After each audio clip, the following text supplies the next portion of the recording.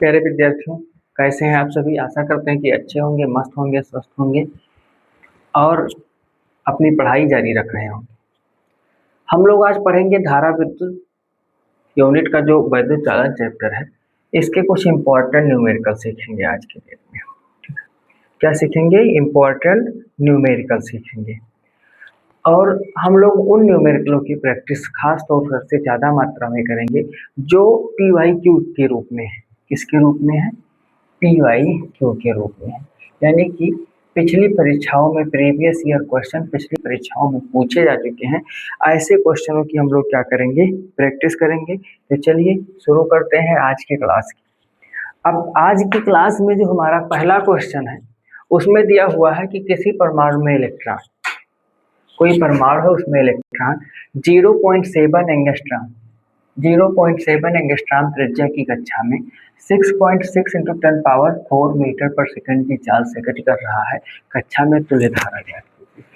Electron जिस path पे चल रहा है, परिक्रमण कर रहा है, उसकी त्रिज्या दी हुई है 0.7 एंगस्ट्रॉम और उसके साथ उसका वेग दिया हुआ है। ध्यान दीजिएगा, अगर इलेक्ट्रॉन का वेग दिया हो और हमें धारा निकालनी हो तो वहाँ फार्मूला लगाइएगा EB/L। कौन सा फार्मूला लगाइएगा? EB/L करके फार्मूला लगाइएगा, जहाँ E इलेक्ट्रॉन का वेग, E आवेश होगा, B बराबर क्या होगा? इलेक्ट्रॉन का वेग होगा और L क्या हो जाएगा? एक चक्कर लगाने में चली गई कुल दूरी हो जाएगी। क्या हो जाएगी? कुल दूरी। अब अगर ये किसी सर्कुलर पाथ में, जैसे ये अपनी किसी कक्षा में गति कर रहा है तो गोल गोल घूम रहा होगा। जब गोल गोल घूमेगा तो वो क्या L बराबर क्या हो जाएगा? 2πr हो जाएगा। इतनी बातें आप याद रखिएगा। अगर इतनी बातें आपको याद रहती हैं तो आपका क्वेश्चन लगा समझो कैसे। हम लोग लिखेंगे सलूशन और सलूशन में हमको क्या दिया हुआ है? R = 0.7 angstrom. इसको लिख सकते हैं 0.7 × 10⁻−10 मीटर। अच्छा, और अच्छे से लिखे, दशमलव का काम तमाम कर दें तो 7 × 10⁻−11 मीटर भी लिख सकते हैं।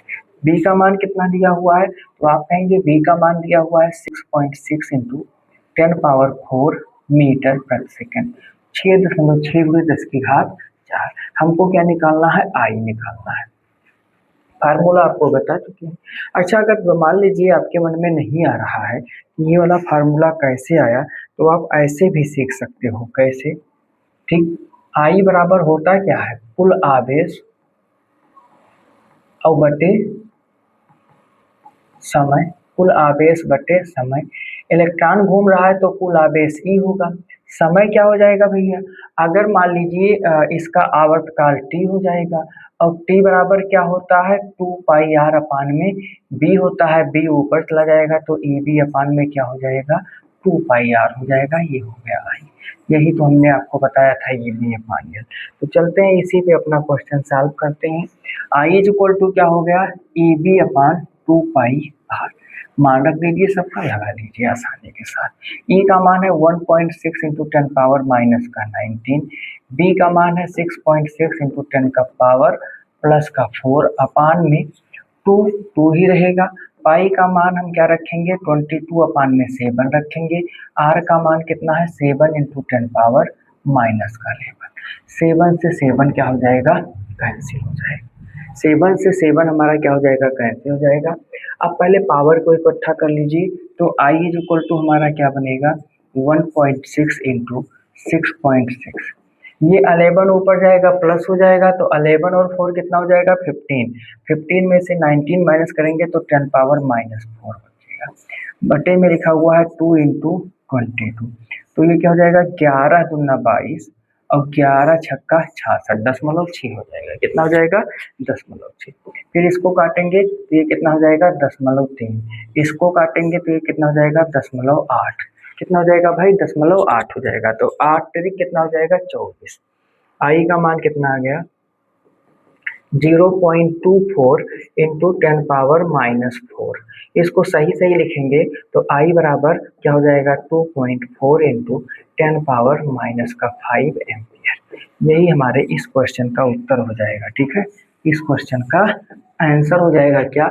2.4 × 10⁻⁻5 एम्पियर। ठीक, 2.4 इंटू 10⁻⁻5 एम्पियर हो जाएगा। अगले क्वेश्चन पर पढ़ेंगे, देखते हैं अगला क्वेश्चन क्या कह रहा है भाई।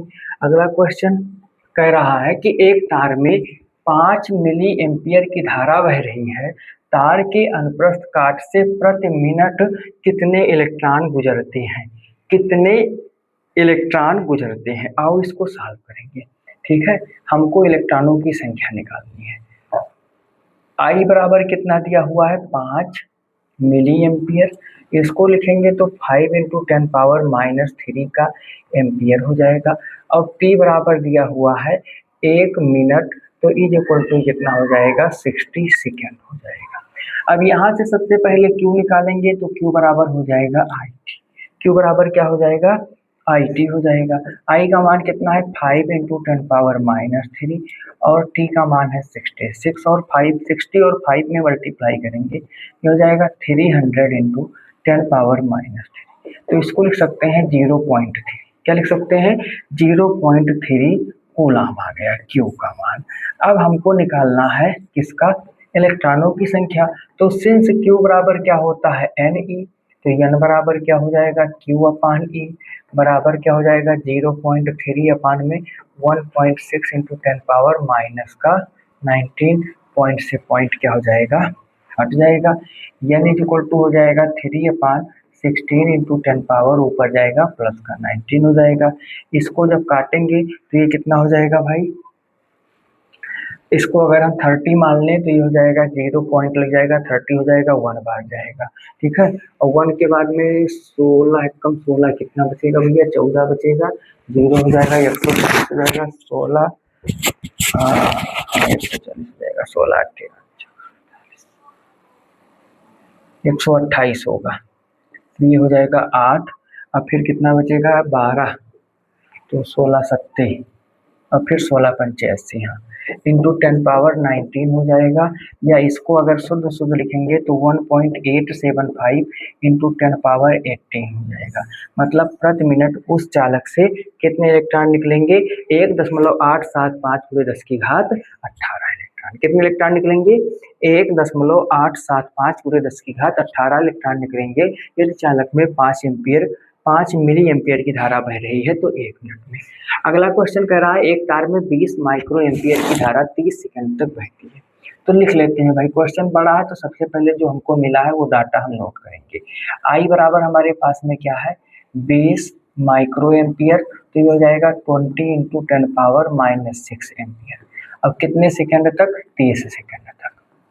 ठीक है, बहती है। परिकलन कीजिए तार से स्थानांतरित आवेश।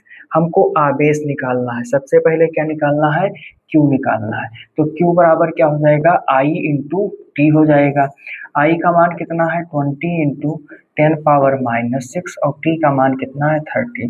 20 और 30 का गुणा करेंगे क्या हो जाएगा 600 इंटू 10⁻⁻6, जिसको हम लिख सकते हैं 6 इंटू 10⁻⁻4 एम्पियर। एम्पियर नहीं भाई, ये क्या है, आवेश है, तो क्या हो जाएगा, कूलम हो जाएगा। ठीक, तो ये एक आंसर मिल गया, पहला वाला आंसर हमको मिल गया। दूसरे वाले के लिए क्या करेंगे, दूसरे वाले में हमसे कह रहा है कि तार से स्थानांतरित इलेक्ट्रॉनों की संख्या भी ज्ञात कीजिए। तो हमको एन निकालना है। अब एन बराबर क्या हो जाएगा, क्यू अपान ई हो जाएगा। तो एन, क्यू का मान कितना है 6 गुणे 10 की घात -4 और बटे में ई का मान होता है 1.6 इंटू 10⁻⁻19। ऊपर ले जाएंगे तो एन इज इक्वल टू क्या हो जाएगा 6 अपान 1.6, अब इंटू ये कितना हो जाएगा 10⁻15 हो जाएगा। यहाँ से दशमलव हटा देंगे तो ये क्या हो जाएगा, अब हमारा हो जाएगा 60 अपान 16 इंटू 10⁻15। 16 दूना 32 और 16 तियां 48। एन बराबर कितना हो जाएगा 3। 48, 60 में से 48 हटाओगे तो 12 बचेगा, फिर 7 टाइम जाएगा। अब 7 के बाद में फिर 5 टाइम जाएगा, 16 पंचे 80 हो जाएगा, ये कट जाएगा इंटू 10⁻15। मन करे यहीं पर आंसर लिख दीजिए, फिर दोनों दशमलव हटा दोगे तो इसमें 2 पावर कम हो जाएगी, हो जाएगा 375 गुणे 10 की घात 13 इलेक्ट्रॉन। तो दूसरा वाला आंसर हो गया। 375 गुणे 10 की घात 13। बाय द वे अगर आप 3.75 इंटू 10 पावर 15 ही लिखते हैं तो वो भी आपका करेक्ट आंसर ही होगा, कंफ्यूज होने की जरूरत नहीं है। हम बढ़ेंगे अगले क्वेश्चन की ओर। अगला क्वेश्चन कह रहा है एक तार में 1 मिनट में 30 कूलम आवेश प्रवाहित हो रहा है, तो तार में धारा का मान ज्ञात कीजिए। अब भैया ऐसा सवाल आ जाए, ठीक है, ऐसा सवाल आ जाए तो समझ लो बल्ले बल्ले। क्या हमको कह रहा है कि समय दिया हुआ है 1 मिनट, टी बराबर है 1 मिनट। 1 मिनट में कितने सेकंड होते हैं बच्चा बच्चा जानता है, 60 सेकंड होते हैं। और क्यू बराबर कितना दिया हुआ है, 30 कूलम दिया हुआ। आई निकालना है जी। अजी आई निकालना है तो आई कैसे निकालोगे, कैसे भैया, आई बराबर क्या होता है क्यू बाई टी। अब क्यू का मान कितना है तो आप कहोगे 30, और टी का मान कितना है 60, 30 एक कम 30, 30 दूना 60 बराबर आया 1/2। और 1/2 को हर कोई जानता है कि 0.5 लिख ही सकते हैं।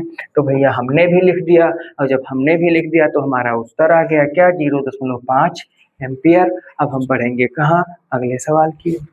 अगला सवाल कह रहा है हाइड्रोजन की विसर्जन नलिका, हाइड्रोजन की विसर्जन नलिका में किसी अनुप्रस्थ काट से होकर प्रति सेकेंड 1.0 इंटू 10 पावर 18 प्रोटॉन एवं इसकी विपरीत दिशा में प्रति सेकेंड 2.7 × 10⁻18 इलेक्ट्रॉन गुजरते हैं। इस विसर्जन नलिका में कितनी धारा है। यदि नलिका के सिरों पर लगाया गया विभवांतर 220 वोल्ट है तो नलिका का प्रभावी प्रतिरोध ज्ञात कीजिए। सबसे पहली बात तो ये है कि इस वाले क्वेश्चन को हम लोग डबल हैज यानी कि मोस्ट इम्पॉर्टेंट के रूप में सॉल्व करेंगे। हमसे क्या कह रहा है कि कोई चालक तार है जिसमें इलेक्ट्रॉन और प्रोटॉन विपरीत दिशा में, अगर इलेक्ट्रॉन इस दिशा में है तो प्रोटॉन इस दिशा में जा रहा है। ध्यान दीजिएगा, अगर दोनों सेम दिशा में होते तो इनके चार्जों को हम माइनस करते, विपरीत दिशा में जा रहे हैं तो ऐड कर लेंगे। तो कुल मिलाकर के इस सॉल्यूशन में हमारे कुल आवेश क्या होगा, कुल आवेश बराबर होगा इलेक्ट्रॉनों की संख्या प्लस प्रोटॉनों की संख्या और गुणे 1.6 × 10⁻−19। तो ये भैया संख्या कितनी कितनी है, एक का है 1.0 इंटू 10 पावर, अच्छा ये प्रोटॉन पहले दिया हुआ है, तो प्रोटॉन अगर पहले दिया हुआ है तो हम लोग प्रोटॉन का ही लिख लेंगे। क्या लिखेंगे, इलेक्ट्रॉन का लिखेंगे 2.7 इंटू 10 पावर 18 और प्लस 1.0 इंटू 10 पावर 18 और इंटू में 1.6 इंटू 10 पावर -19। भैया अब 10 पावर 18 यहाँ भी है यहाँ भी है, कॉमन कर लेंगे तो ये हो जाएगा 2.7 और प्लस 1.0 और इंटू 10 पावर 18 और into 1.6 into 10 power -19।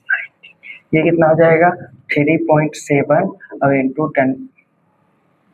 3.7 into 1.6 into 10 power -1 coulomb. ये हमको मिल गया कुल आवेश। क्या मिल गया, कुल आवेश। अब क्या कह रहा है कि विसर्जन नलिका में इतने इलेक्ट्रॉन गुजरते हैं तो कितनी धारा है, मतलब अब धारा पूछ रहा है तो हमसे यहाँ प्रति सेकंड की बात करेगा। किसकी बात करेगा, प्रति सेकंड की बात करेगा। ठीक है, यहाँ लिखा हुआ है ये प्रति सेकंड, तो टी बराबर 1 सेकंड है। टी बराबर क्या है, 1 सेकंड है।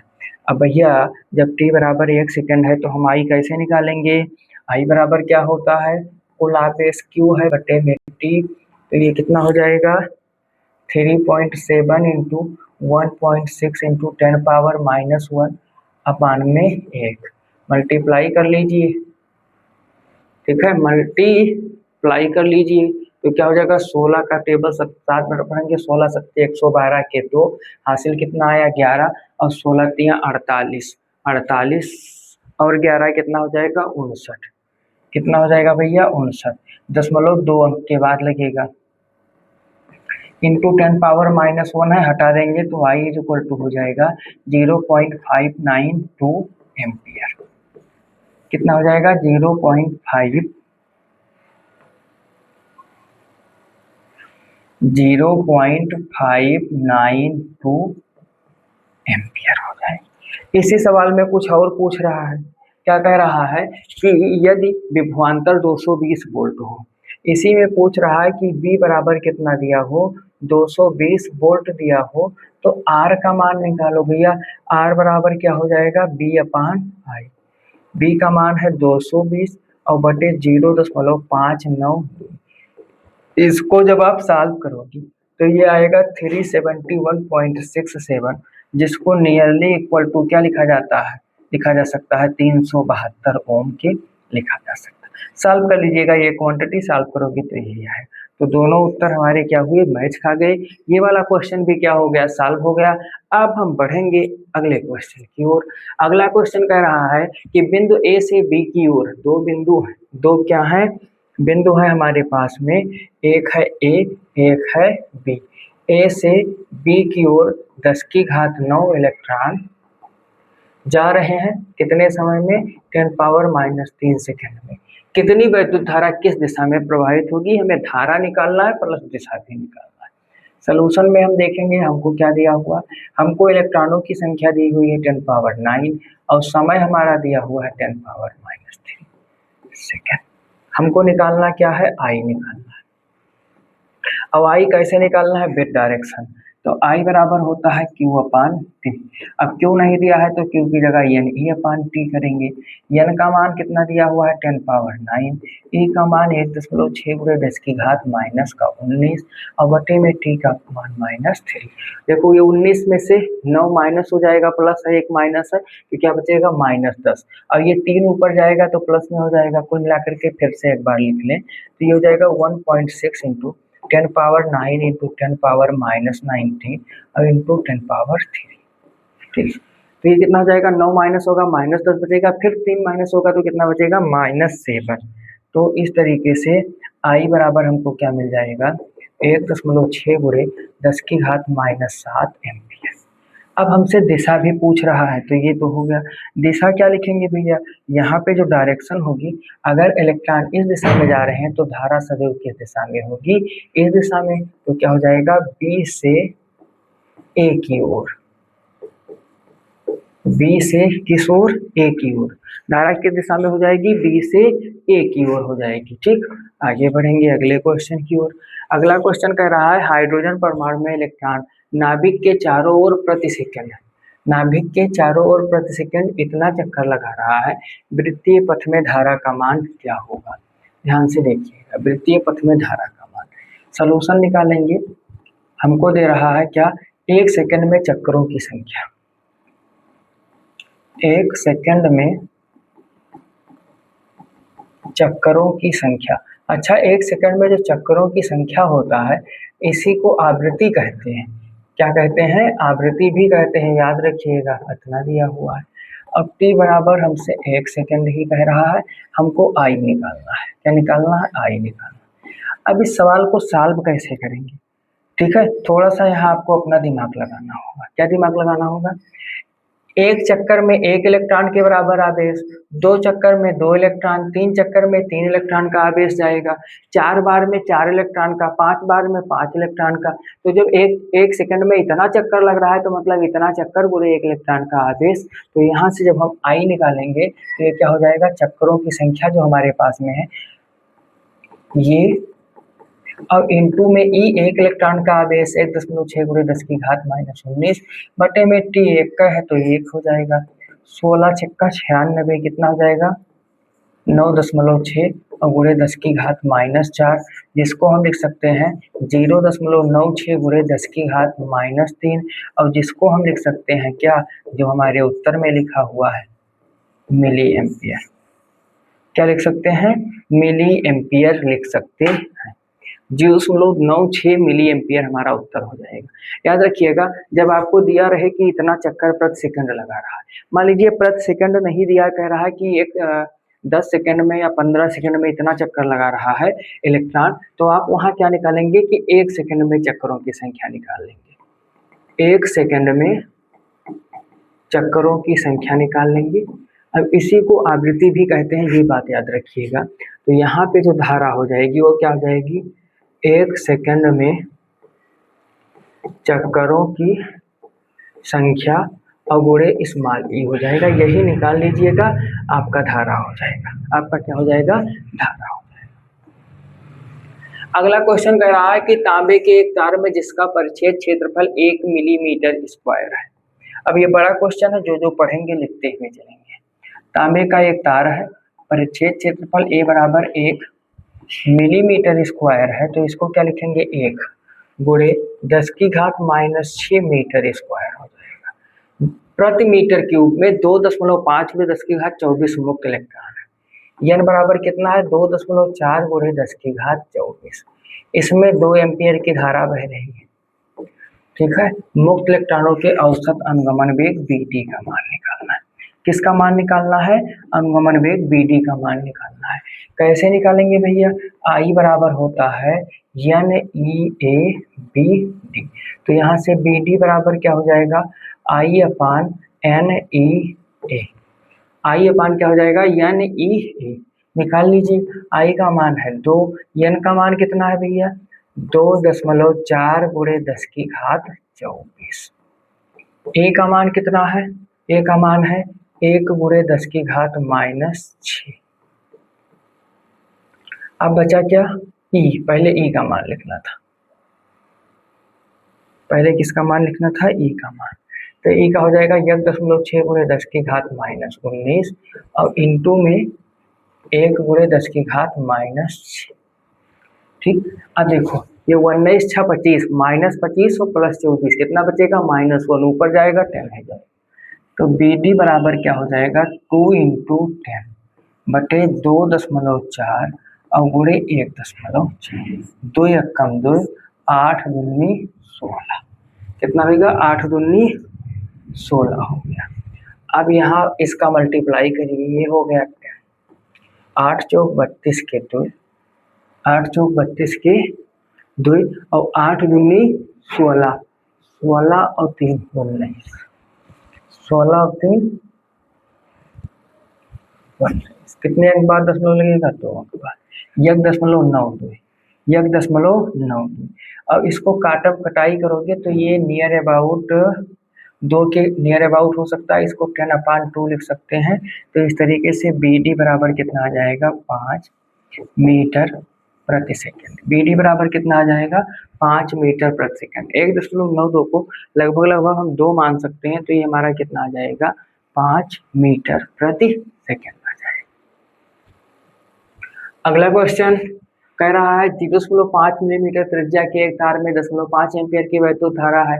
यह तार में मुक्त इलेक्ट्रॉनों की संख्या इतना मीटर क्यूब में प्रति मीटर क्यूब में 4 × 10⁻28 हो, तो उनके अनुगमन वेग की गणना कीजिए।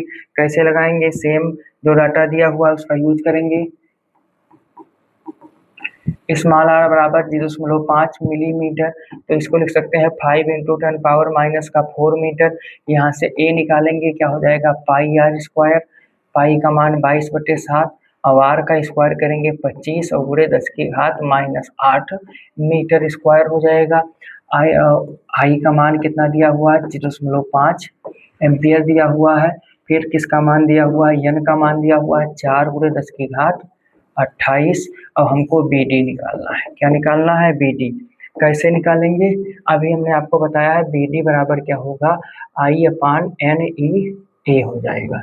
I का मान 0.5, n का मान कितना है? 4 गुणे 10 की घात 28 और गुणे इसका मान 1.6 गुणे 10 की घात -19 और गुणे A का मान कितना है? ये है 22/7 और गुणे 25 और गुणे 10 की घात -8 इतना दिया हुआ है। पहली बात तो ये 7 ऊपर चला जाएगा और 19 और 8 कितना हो जाए? 27। 19 और 8 कितना हो जाए? 27। 9 8 17 27। 28 में से 27 बेटी बचेगा, तो ये होगा 0.5 और गुणे 7 और बटे 25 चौका 100, 25 चौका 100 गुणे 1.6 और गुणे 22 और बटे यहाँ कितना बचा? 10 बचा। कितना बचा भैया? 10 बचा। ठीक, तो जो ये कितना होगा? 5 × 7 = 35, 3.5 बटे 16 दूना 22, 16 दूना 32 के 2 हाथ से लाई 3, 16 दूना 32 और 3 35, 32 और 3 कितना होगा 35, और कहेंगे बाद दशमलव लगी है 35.2, और ये 10 की घात 2 और ये 10 की घात 3, ऊपर चला जाए तो 10 की घात -3। अब ये हमारा बचा क्या 3.5 बटे 35.2 गुणे 10 की घात -3, 10 की घात -3, तो ये लगभग 9 बार जाए। कितना बार जाए 9,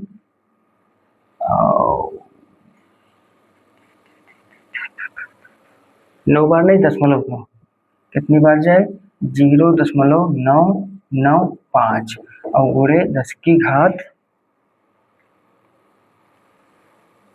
एक बार 35 है, दशमलव लगाएंगे तो ये 30 हो जाएगा, नहीं कटेगा।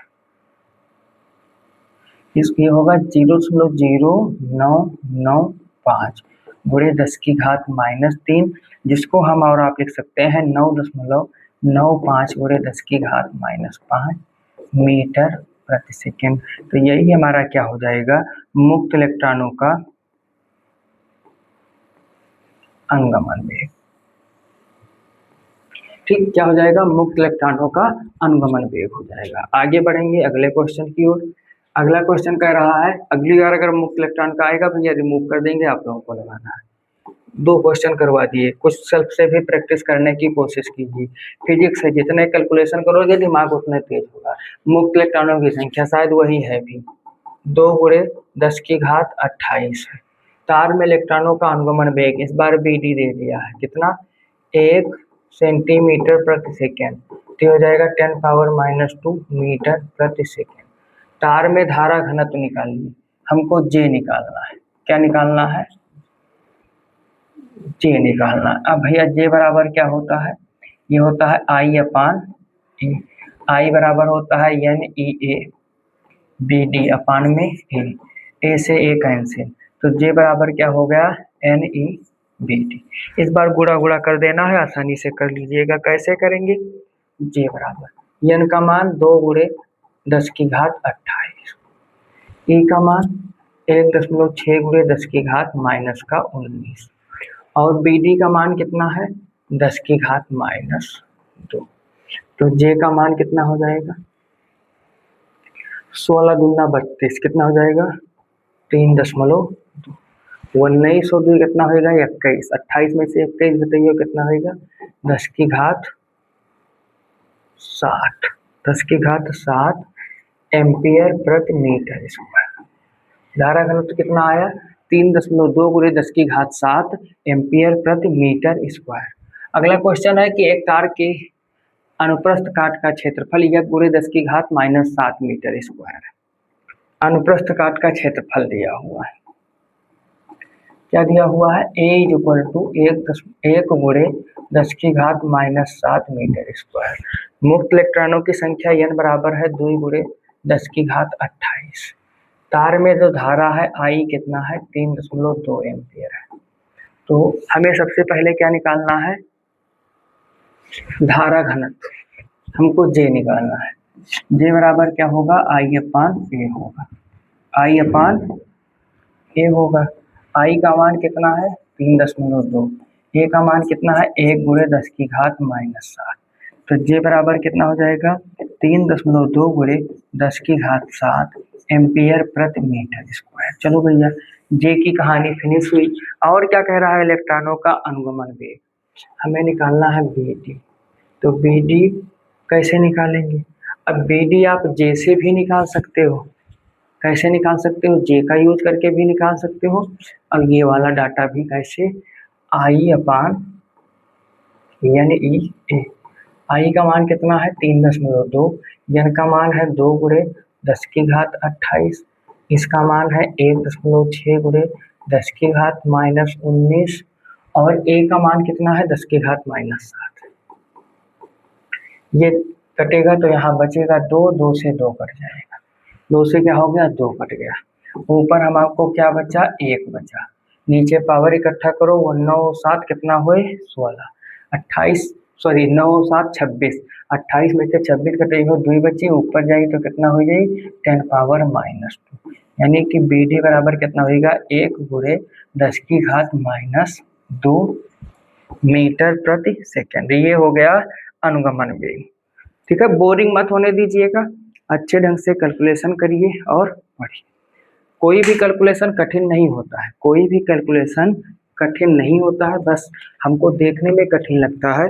आपने देखा होगा जिन सवालों में लैंग्वेज बड़ी है उनका कैलकुलेशन और आसान है।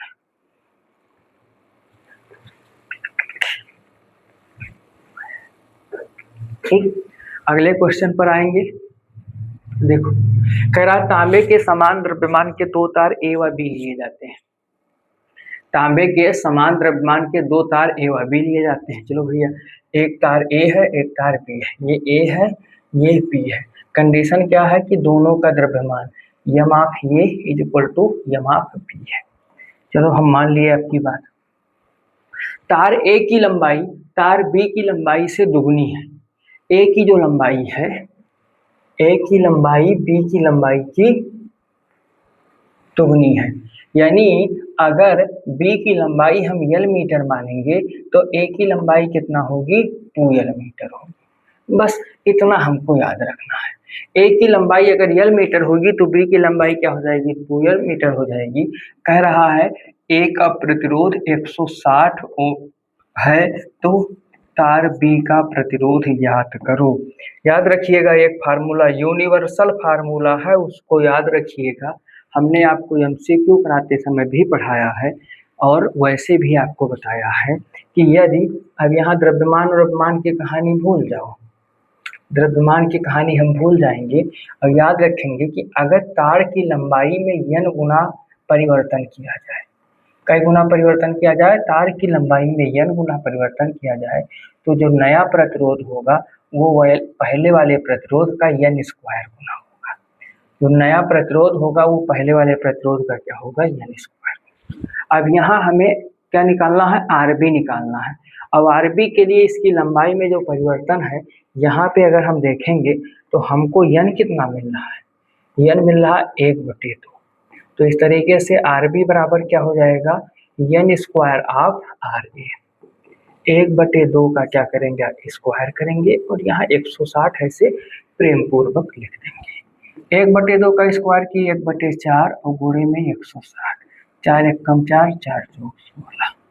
आरबी बराबर कितना हो जाएगा, आरबी बराबर हो जाएगा 40 ओम।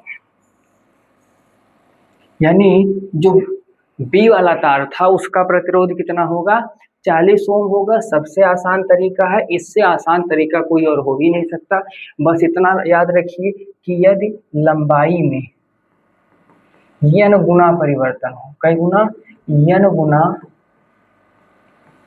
परिवर्तन हो तो नया प्रतिरोध जो होगा वो क्या होगा n स्क्वायर इंटू पुराना प्रतिरोध, जिसको हमारी फिजिक्स की भाषा में क्या कहा जाएगा R2 is equal to n square of R1। इसको याद रखिएगा, इसको रट लीजिएगा, याद रखिएगा, कंठस्थ रखिएगा। तो ऐसे किसी भी सवाल के लिए आपको कोई भी दिक्कत नहीं आने वाली, ये मेरी गारंटी है। अगला कह रहा है कि एक तार का प्रतिरोध 16 ओम है। भैया देखो कितना आसान हो गया उस वाले फार्मूले से। R1 बराबर कितना है 16 ओम। उसे पिघलाकर पहले से आधी लंबाई का तार खींचा जाता है, उसे पिघला दिया गया। क्या किया गया, पिघला दिया गया। अब कितना, आधी लंबाई, तो n बराबर 1/2। R2 निकालना है, क्या निकालना है R2 निकालना है। अब भैया क्या करोगे, R2 बराबर हमने आपको बताया है n स्क्वायर ऑफ R1 करोगे ऐसे जल्दी 1/2 का स्क्वायर इंटू 16 करोगे। 1/2 क्या होता है 4 और गुणे 16, 4 1 कम 4, 4 चौक 16। R2 बराबर क्या मिल गया 4 ओम मिल गया। बच्चों वाला सवाल हो गया कि नहीं हो गया। ये फार्मूला अगर आपने सीख लिया तो ये सवाल कैसा हो गया, बच्चों वाला सवाल हो गया। ठीक है, क्या हो जाएगा भैया 1/2 का स्क्वायर इंटू में 16 बराबर 1/4 गुणे 16, 4 1 कम 4। ये बाद में इसलिए लिख दिया है कि कोई बाद में देखेगा। ठीक है, और आवाज नहीं क्लियर हुई तो वो ना कहे कि हाँ पता नहीं क्या लिख गया था, समझ नहीं पाए। अगला कह रहा है कि तार की त्रिज्या खींचकर आधी कर दी जाती है। भैया त्रिज्या में आ गया बवाल, तो नए तार का प्रतिरोध क्या कीजिए, किसमें बवाल आ गया, त्रिज्या में। अब याद रखिएगा यहाँ पे अगर त्रिज्या में परिवर्तन हो रहा है, पहले फार्मूला याद लिखेंगे, त्रिज्या n गुना करने पर, n गुना करने पर जो नया प्रतिरोध है, नया प्रतिरोध बराबर होगा 1/n⁴ इंटू में पुराना प्रतिरोध। यानी अगर हम एज अ फार्मूला लिखना चाहें तो क्या लिखेंगे, जो हमारा R2 होगा 1/n⁴ आप में R1 होगा। अब आओ लगा लेते हैं, अब क्या करते हैं, लगा लेते हैं। हमको क्या दिया हुआ है, R1 बराबर 2 ओम, n बराबर 1/2, और यहाँ इसे ब्रैकेट में लिख लेंगे त्रिज्या, ताकि याद रहे फार्मूला कौन सा लगाना है, R2 निकालना है। तो R2 बराबर क्या हो जाएगा, n² R1 बराबर 1/2, n स्क्वायर कहाँ होगा भाई, त्रिज्या वाला है, 1/n⁴ R1 बराबर 1/, अब n का मान कितना है 1/2 की पावर 4, अब इंटू R1 का मान कितना है 2, तो ये 2 की पावर 4 ऊपर चला जाएगा, तो 2 की पावर 4 इंटू 2, ये कितना हो जाएगा 2 की पावर 4 16, अब इंटू में 2 करेंगे तो कितना हो जाएगा 32। इस तरीके से R2 बराबर कितना मिल गया 32 ओम। अरे भैया 2 दूनी 4 दूनी 8 दूनी 16 दूना 32, ये वाला क्वेश्चन हमारा क्या हो गया, सॉल्व हो गया। अगला क्वेश्चन देखेंगे, कह रहा एक ही धातु, भैया बहुत इंपॉर्टेंट सवाल है, देखते ही देखते इस पे हम ट्रिपल हैश देंगे, कितना देंगे, ट्रिपल हैश देंगे। कह रहा एक ही धातु के 3 तारों की लंबाइयों तथा द्रव्यमानों का अनुपात क्रमशः 3:1 है, 3:1 है और 1:3 है, इनके इन तारों के प्रतिरोधों का अनुपात। तो अगर हम लंबाई L1, L2, L3 और द्रव्यमान M1, M2, M3 माने, तो L1 बराबर अगर क्या होगा 3L होगा, तो L2 बराबर 2L होगा, और L3 बराबर 1L होगा।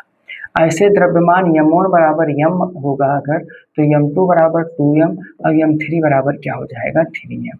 हमको R1 और रेशियो R2 और रेशियो R3 निकालना है, R1 रेशियो R2 रेशियो क्या निकालना है, R3 निकालना है।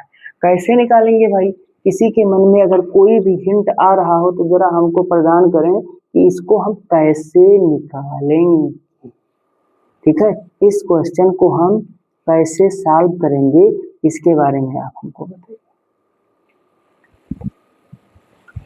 एक हम लोगों ने जब ओम के नियम से, ओम के नियम से, ठीक है, किसके नियम से, ओम के नियम से, सॉरी अनुगमन वेग से ओम के नियम की जब हमने व्युत्पत्ति करी थी, तो वहां हमको एक टॉपिक मिला था R बराबर mL/n e² a τ मिला था, जहाँ पे L चालक की लंबाई थी और A क्या था, अनुप्रस्थ क्षेत्रफल था, बाकी ये सब थे इलेक्ट्रॉन के लिए, तो इलेक्ट्रॉन के लिए है तो फिक्स रहेंगे। तो यहाँ से हमारा जो है देखिए R1 बराबर क्या होगा, m L1/n e² a1 of tau, R2 क्या हो जाएगा m L2/n e² a2 tau, a2 into tau, और R3 बराबर क्या हो जाएगा m L3n e²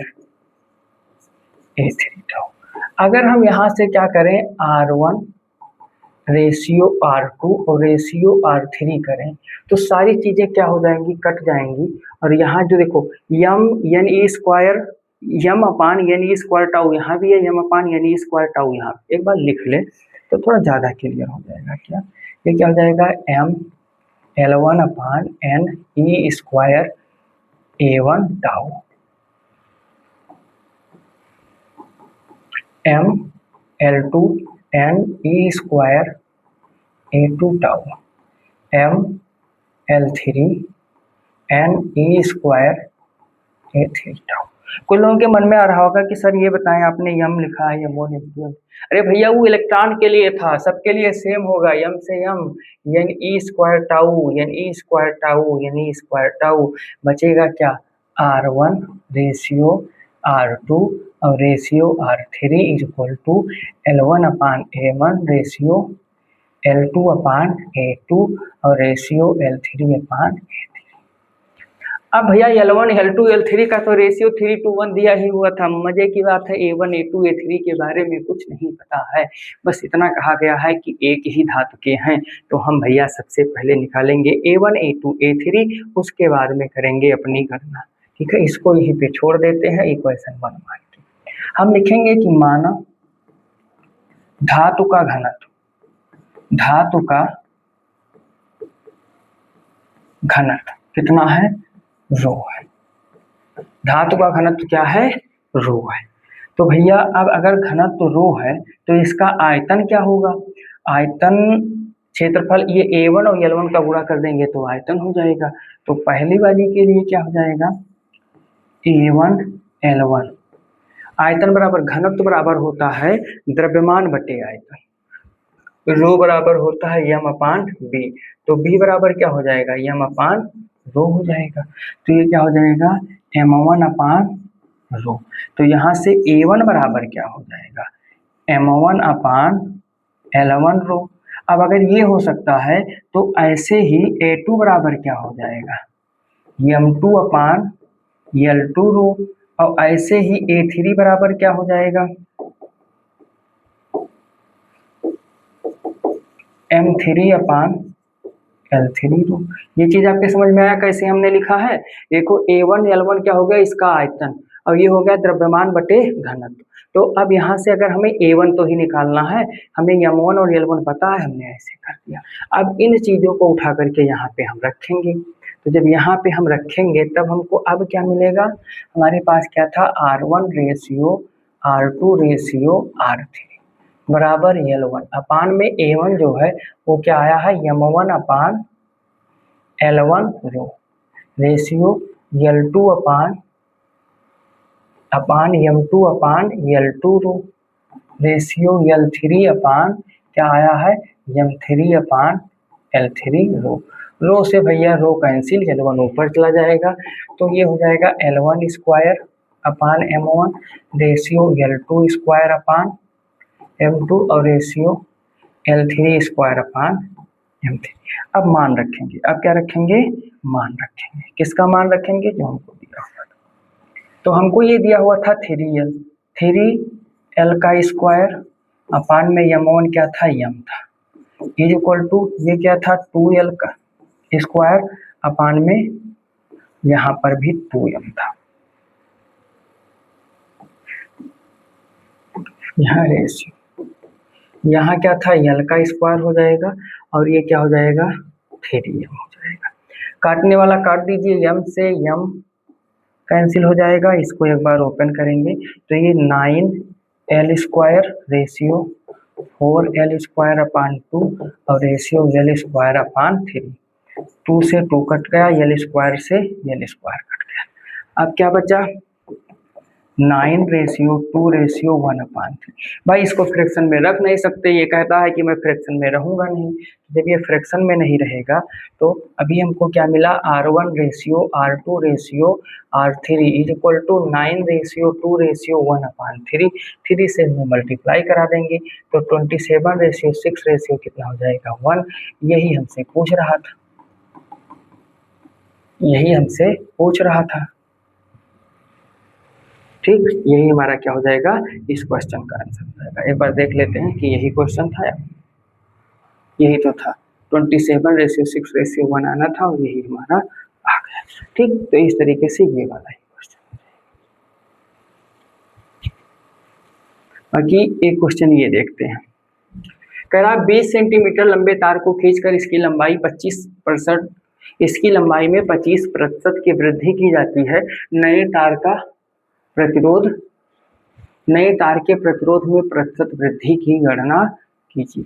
अब हमारे पास 20 सेंटीमीटर लंबा तार था, इसको खींचकर इसकी लंबाई कितनी कर दी गई है, 25% कर दी गई है। ठीक है, कितनी कर दी गई है, 25% कर दी गई है। हम मान लेंगे कि जो पहले प्रतिरोध था, ठीक है, माना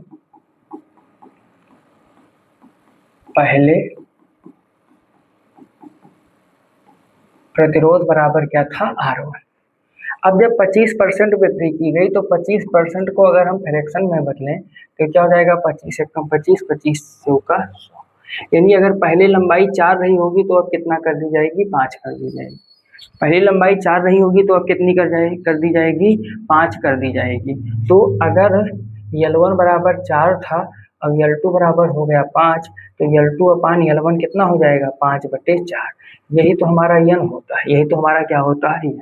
अब यहाँ पे n कितना कर दिया गया है, 5/4 कर दिया। n कितना किया गया है, 5/4 किया गया है। तो हमारा जो R2 होगा वो क्या हो जाएगा, n स्क्वायर ऑफ R1 हो जाएगा। इसका स्क्वायर करो तो 25/16 और इंटू में R1, ये कितना R2 हो गया। R2 कितना हो गया, 25 बटे, या तो आप इसको 100 मान करके सॉल्व करो तब भी सही हो जाएगा। अगर आप 100 मान करके सॉल्व करोगे तो आप R2 निकालोगे, वहीं आपका परसेंटेज निकल आएगा। बट अगर आप 100 मान करके नहीं सॉल्व कर पाते हैं तो इतना तो कर ही ले जाएंगे। अब हमें R2 में परसेंटेज वृद्धि निकालना है, तो क्या हो जाएगा, R2 माइनस R1 अपान R1 इंटू में 100। ठीक है, प्रतिशत वृद्धि। तो ये क्या हो जाएगा, R2 कितना है, 25/16 R1 माइनस R1 और बटे में कितना है, R1 इंटू में 100। ये क्या हो जाएगा, 25 माइनस 16 और बटे 16। ये R1 से भैया R1 बटे R1 कट जाएगा इंटू में 100। 25 में से 16 घटाओगे कितना बचेगा, 9। तो ये हो जाएगा 900/16। 900/16 करोगे तो 16 पंचे 80, 16 पंचे 80 कितना बचा, 100, 16 छक्का 96, कितना बचा 4, 16 दूना 32, 8 बचा, 16 पंचे 80, 56.25%। कितना हो जाएगा, 56.25% इस क्वेश्चन का करेक्ट आंसर हो जाएगा। ठीक, अब बाकी 1-2 सवाल और बचे हुए हैं इस श्रेणी में, तो वो आप लोग लगाइएगा, वो आप लोग क्या करिएगा, लगाइएगा। और कोई भी क्वेश्चन अगर आपका इस चैप्टर का न्यूमेरिकल में है जो आपके समझ में नहीं आ रहा है तो आप उसे कमेंट करके हमसे पूछ सकते हैं। आज के लिए इतना ही। जय हिंद, जय भारत।